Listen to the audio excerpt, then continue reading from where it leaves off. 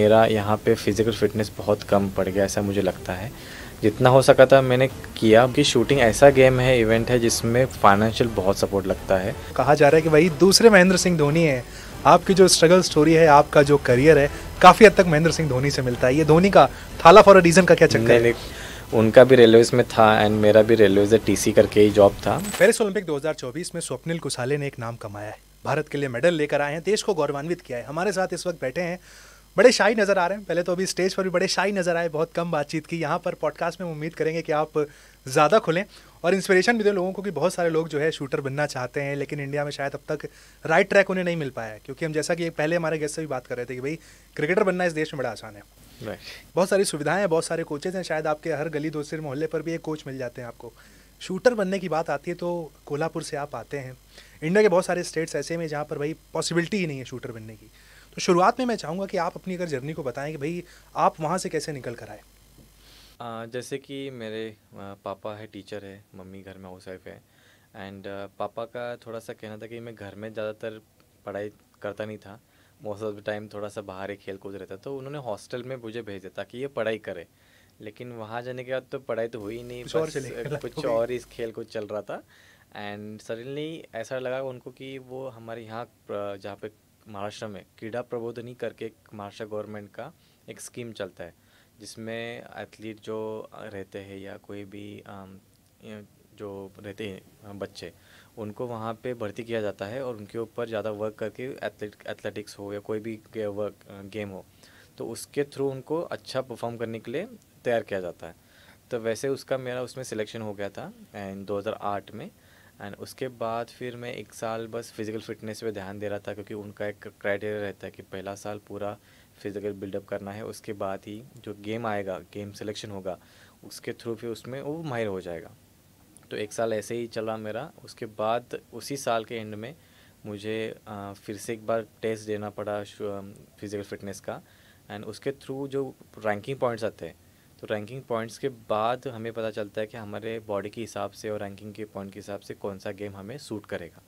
तो मैंने पहले ही देखा था टीवी पे, जब एक साल फिज़िकल फिटनेस करा तभी मैंने टीवी पे देखा था कि पुणे में यूथ ओलंपिक गेम्स हो रहा था, सॉरी यूथ कॉमन गेम्स 2008 में आई थिंक। तो मैंने टीवी पे देखा कि ये ऐसा शूटिंग गेम कुछ आ रहा है, ऐसे चल रहा है, और मुझे वो फर्स्ट टाइम देखा मैंने, क्योंकि इसके पहले कभी देखा नहीं था और कुछ इंटरेस्टिंग लगा था बाकी स्पोर्ट्स के मामले में। तो मैंने सोचा कि चलो इसमें थोड़ा कुछ कर लेते हैं, और उस वहीं से फिर वो स्टार्ट हो गया 2009 से। फिर गन से प्यार कब हुआ आपको, जब लगा कि अब यही करियर है, यही पैशन है? जब वो देखा मैंने और वो टीवी पहली में, गन क्या थी, उसकी भी या कहानी बताएं। जब मैंने देखा टीवी में तब एयर राइफल का इवेंट चल रहा था 10 मीटर का, तब मैंने देखा, बोला यार कुछ तो अलग है ये गन, मतलब कुछ तो अलग है, इसलिए कि यही कर लेते हैं अब उसके इसमें। पहले कभी गन चलाई वलाई थी या नहीं? नहीं कुछ नहीं नहीं। नहीं, कभी नहीं। जी, और पहली गन की क्या स्टोरी है आपकी, जब आपको पहली बार जो आप चाहते थे वो करने को मिला?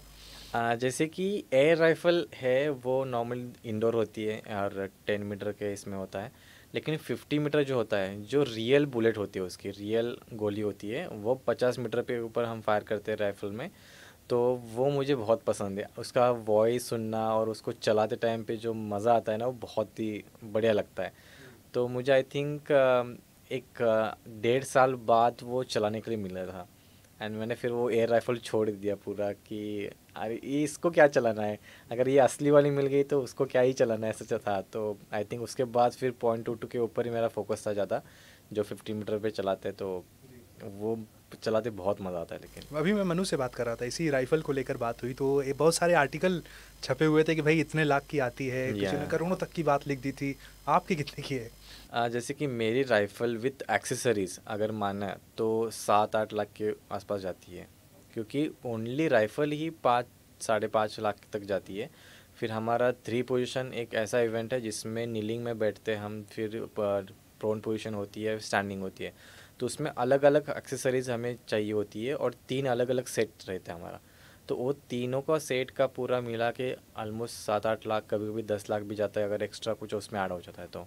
टफ है अगर देखा जाए, इंडिया में कोई मिडिल क्लास लड़का शूटर बनने का ख्वाब बहुत देखे तो। टफ है, क्योंकि शूटिंग ऐसा गेम है, इवेंट है जिसमें फाइनेंशियल बहुत सपोर्ट लगता है। और हर एक हमारा शूटिंग का चीज़, मतलब जो भी हम इक्विपमेंट परचेस करते हैं बाहर जाके या इंडिया से, तो वो इतना एक्सपेंसिव होता है कि नॉर्मल इंसान उसको तुरंत परचेस करना बहुत उसको मुश्किल होता है।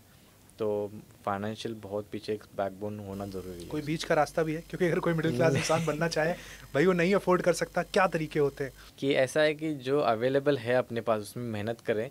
और जैसे कि अभी इंडिया में जो अपना गवर्नमेंट है उन्होंने काफ़ी स्कीम्स रन की है, जैसे खेलो इंडिया हो गया। और फिर बाद में टॉप्स है, जो अगर उनका गेम अच्छा हो जाता है तो उसमें टॉप्स में सिलेक्शन हो जाता है, तो उनके थ्रू फाइनेंशियल सपोर्ट है, बाकी जो गेम के सपोर्ट लगता है वो हो जाता है। तो आई थिंक ये एक तरीका है कि हम मेहनत करें और अच्छे से वहाँ पे परफॉर्म करने के बाद गवर्नमेंट हमें फिर सपोर्ट कर लेती है। आप इस बार जब मेडल जीत कर गए तो क्या कुछ बदला हुआ आपको दिखा? बहुत सारे वहाँ पर जो सपोर्टर आपको नज़र आए होंगे, बहुत सारे फैंस नज़र आए होंगे, बात करने का तरीका बदला हुआ नज़र आएगा, क्या आपने नोटिस किया कि भाई दुनिया ही बदल गई? जैसे कि शूटिंग ये गेम ज़्यादातर किसी को लोगों को पता नहीं था पहले तो, लेकिन हालांकि थोड़ा सा पता है, लेकिन मोस्ट इतना ज़्यादा नहीं जितना क्रिकेट है या बाकी स्पोर्ट्स है। तो जितना मैंने देखा है अभी तक कि शूटिंग लोगों को जानने लगे लोग शूटिंग को, और उसको फील करने लगे कि क्या कैसे होता है और उसमें कैसे इंटरेस्ट आने लगता है और उनको चलाना है। तो ये सारे मैंने क्वेश्चन देखे, उनसे सुने हैं कि लोग चाहते हैं कि हम कैसे उसको शूट करने के लिए तरीका ढूंढे या उनके बच्चों को कैसे शूटिंग करने के लिए भेजे। तो ये सुन के बड़ा अच्छा लगा कि स्पोर्ट्स, एक अलग स्पोर्ट्स भी ऊपर आ रहा है। और प्लस जब से आप मेडल जीते हैं, लगातार बैक टू बैक इवेंट्स में जा रहे हैं, उस रेंज को भी मिस कर रहे हैं कि भाई ये तो अलग दुनिया हो गई मेरी? या बिल्कुल बिल्कुल, क्योंकि मैं अभी भी बहुत मिस करता हूँ तो जिम को। और क्योंकि मुझे जिम जाना बहुत पसंद है, एंड जिम में एंड शूटिंग तो ऑब्वियसली ऐसे एक सेकंड घर है मेरा। ऐसा है कि अगर कोच मुझे कभी छुट्टी देती है कि ऑफ लेना है 2 दिन के लिए, तो मेरा घर पे मन नहीं लगता। मुझे वहाँ रेंज पे जाना ही है, वहाँ फ्रेंड लोग रहते हैं, उनका ऑफ नहीं होता तभी, लेकिन वहाँ जाके सोना भी चलेगा लेकिन वहाँ जाऊँगा, ऐसा है मेरा। तो वो बहुत ही वहाँ पे एक शांत फील आता है। 50 मीटर पे स्पेशली क्या है, ओपन होता है तो हवा आती है अच्छे से, ठंडी ठंडी, या जैसे जैसे वेदर है, बट कैसा भी वेदर हो वहाँ पे नींद बहुत सही आती है। प्लस कहते हैं इंडिविजुअल स्पोर्ट्स में कोच का रोल बहुत ज़्यादा बड़ा हो या जाता है कि भाई वही आपको बनाने वाला होता है, वही आपको दिशा देने वाला होता है। आपकी लाइफ में भी ऐसा रहा कि एक कोच की वजह से ही आपकी गाड़ी आगे चली? जैसे कि मेरे कोच का नाम दीपाली देशपांडे है, वो भी एक ओलंपियन रह चुके हैं, एंड अपने इंडियन टीम में कोच भी थे वो। तो वो एक मेरे लिए सेकंड मदर में, जैसे कि बोलते हैं ना कि माँ जैसी है वो मेरे लिए, क्योंकि उन्होंने मैं 2012 से उनके साथ हूँ।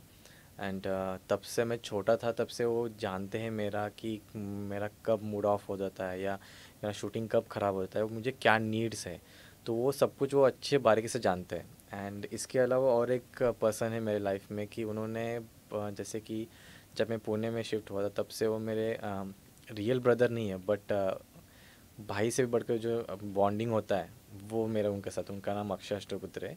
तो वो भी एक गुरु जैसे हैं मेरे लिए। तो ये दोनों ऐसे लोग हैं कि आज तक कभी मैं उनको भूल भी नहीं सकूँगा इस चीज़ों के लिए, और जितना थैंकिंग है वो भी कम है उनके लिए, दोनों के लिए। एक और पर्सनैलिटी है जिनका नाम जुड़ रहा है आपके साथ, महेंद्र सिंह धोनी। Yeah. अगर आपने कुछ आर्टिकल्स पढ़े हों, कहा जा रहा है कि भाई दूसरे महेंद्र सिंह धोनी है। आपकी जो स्ट्रगल स्टोरी है, आपका जो करियर है, काफ़ी हद तक महेंद्र सिंह धोनी से मिलता है। ये धोनी का थाला फॉर अ रीज़न का क्या चक्कर नहीं है? नहीं, काफ़ी हद तक ऐसे नहीं बोल सकता कि वो एक लेजेंड है। एंड मेरा ऐसे बोल सकते 10% थोड़ा सा हो सकता है, क्योंकि उनका भी रेलवेज़ में था एंड मेरा भी रेलवेज़ टीसी करके ही जॉब था। एंड क्या रहता है कि उन्होंने एक, जैसे हमने सबने मूवीज़ देखी है, तो उनका ऐसा था कि उनको पैशन उनका फॉलो करना है, ना कि जॉब उनके अवेलेबल था उनके ऊपर ज़्यादा फोकस करना था, ऐसा नहीं था। तो ड्रीम्स जो था मेरा भी वही ड्रीम से कभी पहले से ही, जैसे शूटिंग स्टार्ट किया था कि ओलंपिक गोल्ड मेडल लाना। तो वो मेरा ट्रिप अभी तक कंप्लीट नहीं हुआ है, वो कैसे कंप्लीट करना है, उसके ऊपर कितना मेहनत करना है वो मैं तो करूँगा ही। बट उनको रिलेटेड कैसा है कि उन्होंने ऐसा सोचा कि मेरा ड्रीम है, उनका पैशन उनको फॉलो करना है, मैंने वही सेम किया। एंड अनदर चीज़ कि जब वो ग्राउंड पे रहते हैं तो बहुत कामली रहते हैं, कुछ भी हो जाए थोड़ा सा हो जाता है कभी वैसे कभी, आप भी बट दिख रहे हैं मुझे काफ़ी या कूल काम।